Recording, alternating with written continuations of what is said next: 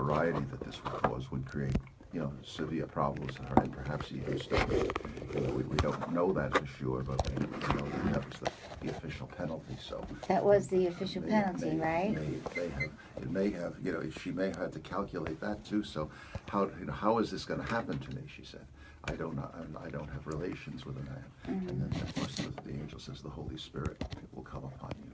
So as a young woman, though, she would not have known that she would be that's right. free of the penalty. We don't know. She really depended. Right? She really depended a lot on Joseph at that point to pull through for her. Remember, let me just read a little bit of this little thing here. Mary's decision was entirely personal, directly related to the angel's communication with her that Elizabeth was with child and that this was miraculous. For with God nothing is impossible. Since the Holy Spirit had come upon her, she was in this directed by him, as is metasposos, translated with haste, is sometimes rendered thoughtfully. John the Baptist signified to his mother the presence of the Messiah by the messianic leap, whereon she was filled with the Holy Spirit. Elizabeth gives Mary a meaningful title, adding to those Luke already relates, highly favored, handmaid of the Lord. This time it is mother of my Lord. Kyrios, which is taken with Mary's self-description and its theological setting, can but mean God. This is the clearly affirmed basis of Mary's superiority to Elizabeth, as in the Annunciation narrative she is shown to be superior to Zechariah. When Mary speaks, it again is unnecessary to say that she was filled with the Holy Spirit. Now that's beautiful. I'm wondering about the part where the Lord kind of provided for Mary to get out of town, so to speak. Well, at a very crucial moment. That's actually also true, because this was how many months did she stay? How does it say? She's in her 6 months, so she stayed at least 3 months then. So maybe that was time for things to cool down a little bit. We don't know these things for sure, but we're certainly free to imagine that these were difficult times for Mary all around, and for her family too. Mm-hmm. So that's for her family. And I love the cousin thing. I have a whole thing about cousins, and I love studying cousins because I have children's books I'm writing are based on actually my 2 granddaughters who are.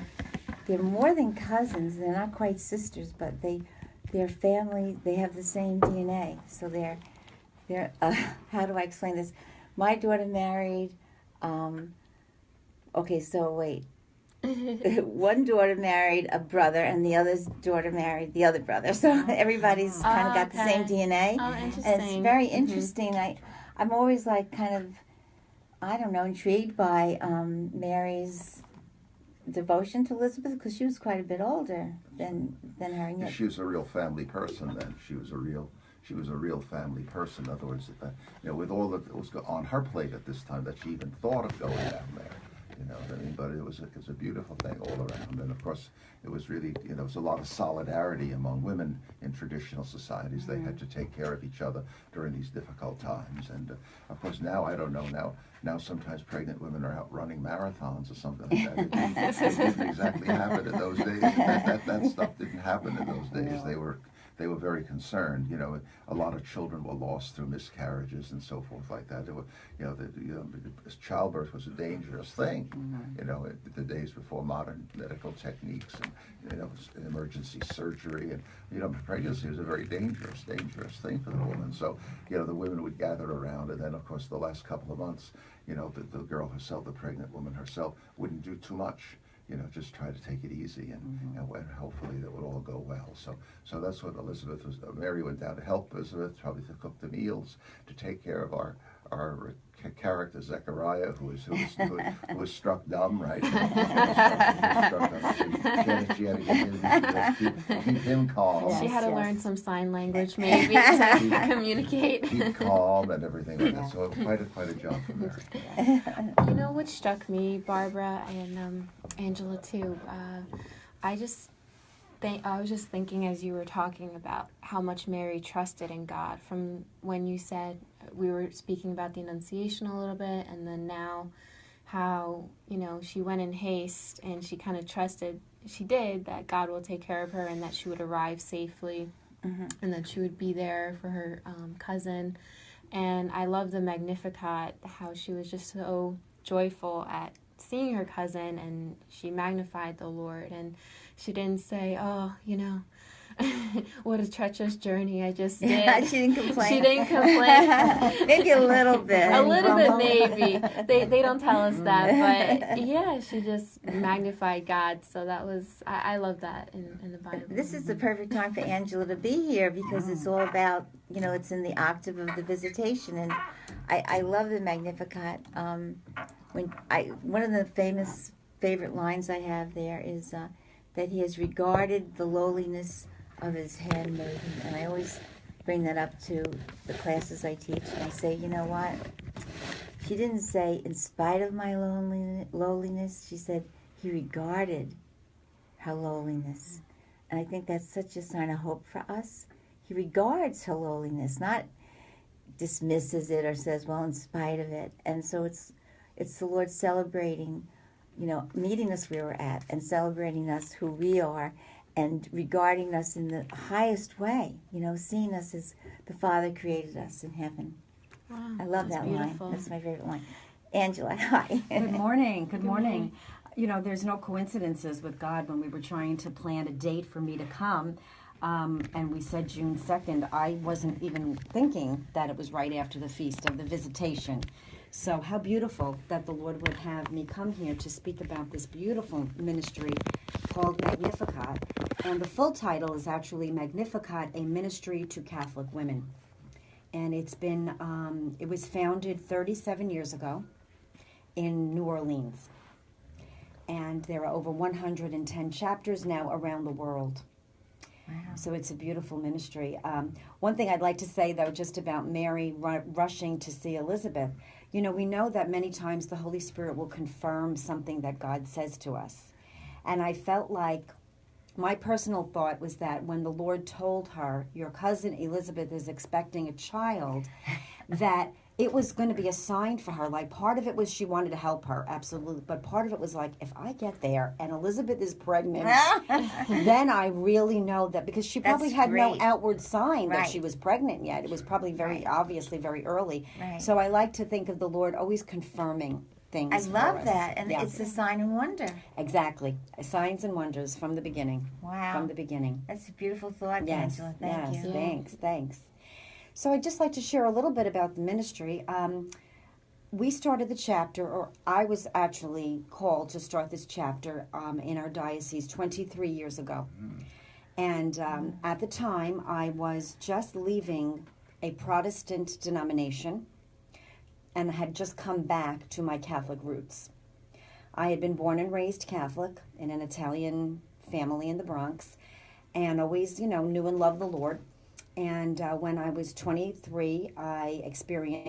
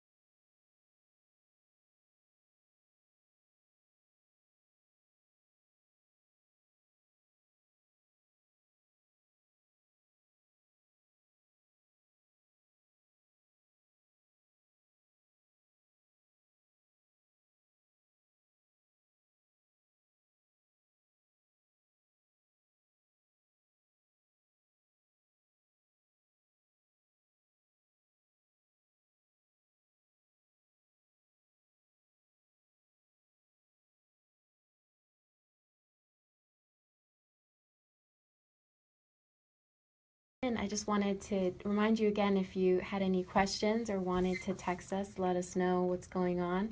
The text-in number is 516-784-6081, or you can call us at 516-623-1240. Again, you can remain anonymous. It's 516-623-1240. So go ahead, Angela, tell us some more about your... Okay, well, it's a long story, which of course I'm going to condense. But basically, grew up in the Bronx in an Italian-American family, very close-knit family. All my relatives lived within a few blocks of one another. And although my brother and I went to religious instruction, my parents did not practice the faith. They didn't go to Mass or confession or anything. But from the time I was very young, I always remembered having this relationship with God and always feeling like I was special. And I used to go around saying this, like, I'm special. You know, God, and, like, of course, you can imagine what my cousins and my brother would say to that. But I always knew God loved me. And when I was 12 and a half, my mother died. She died of ovarian cancer. She was only 36, almost 37. So it was very tragic. But, you know, having this wonderful family around me, you know, you pick up and you move forward. When I was about 18, though, I started experiencing hypochondria. I started getting worried that I was going to die also. And if I had a headache, it was a brain tumor. And, you know, we didn't have Google back then to look up your symptoms. But, yeah, I really struggled with this. So I began to experience anxiety and panic attacks and all kinds of irrational thinking about death. And, you know, back in the day, we're talking a long time ago, you didn't go to a therapist unless you were, you know, really kind of, you know, people thought you would be crazy to go to a therapist. And it was expensive. We didn't have the money for it. So I just kind of pushed forward. And I was dating my now ex-husband at the time, 18, 19 years old. And he didn't know what to do with me. And we got married at 22. And I found myself just after marriage feeling terrible, not feeling happy, thinking I had made a mistake. I felt guilty about leaving my dad. Even though my dad was perfectly fine taking care of himself, I had this feeling of like I had to choose between my husband and my father, which wasn't true, but that's how I took it. And of course, this wasn't good for the marriage. My own husband had a father that had abandoned him and his mother, so he was wondering why, well, you're attached to your dad, and I didn't even have a dad. So needless to say, it caused trouble. So within 2 years of the marriage, I, in desperation, said to God, I need help, because I had stopped going to Mass. I was still praying, but I wasn't attending Mass at the time. And then one of my aunts came to me and said, you know, Angela, I've been attending these charismatic prayer groups, and I think you should come. And What year was that around? It was 1977. Okay. 1977. So I was 23. And so she warned me, you know, people raise their hands and they pray out loud and you're going to hear this funny language. And I was desperate, and I said, I'm going to do whatever it takes. So I went to my first prayer group, and I was blown away. I loved the praying in tongues. It sounded like angels praying, singing. Yeah. And what I got from that meeting was a feeling of hope, that there's hope. I was prayed over that night for this anxiety, and the word that was given to me, you know, was Psalm 139. I knew you when you were still in your mother's womb. You are fearfully and wonderfully made. And I just thought, I'm going to hold on to this. So that began my journey with Charismatic Renewal. Got very involved in the prayer group, and still struggling in the marriage, but, you know, keeping it together. We moved to Long Island in 1981. I gave birth to my first child in 82, and my second in 84. And then we ended up moving to this Protestant church in I guess my daughter was a newborn, so 1984. But again, the marital issues were still there. And I struggled because I wanted to have a happy marriage, but I needed inner healing. I needed healing of those wounds from my childhood, and my ex-husband also needed healing. So we journeyed together in this Protestant church. I did get the healing that I needed, but he really didn't. And he was climbing this ladder of success, very successful in the fashion industry, which was feeding his ego, you know, but not allowing him to really look